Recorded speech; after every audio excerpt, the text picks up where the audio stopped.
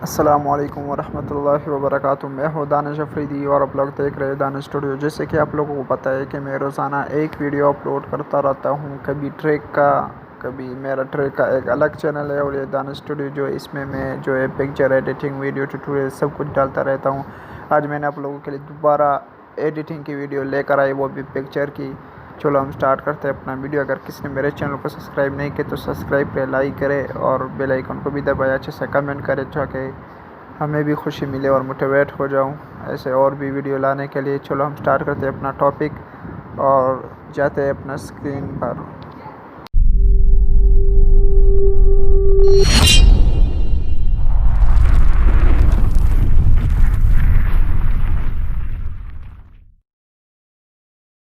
Welcome کرتا ہوں آپ کو موبائل اسکرین کے آنے پر۔ آپ لوگ سب سے پہلے آ جائے پکچر آرٹ۔ اگر کسی کے ساتھ پکچر آرٹ نہیں ہے تو وہ اسے انسٹال کر سکتے ہیں، ٹھیک ہے۔ میں نے پکچر آرٹ کو انسٹال کر دیا آلریڈی، آپ انسٹال کر سکتے ہیں۔ جو آپ نے پکچر لگائے وہ سارے انشاءاللہ آپ کو PNG میں ملیں گے۔ اور ابھی ہم سٹارٹ کرتے ہیں اپنا ایڈیٹنگ۔ میں نے سب سے پہلے جو ہے پکچر کو ایڈٹ کر لیا ہے، ٹھیک ہے۔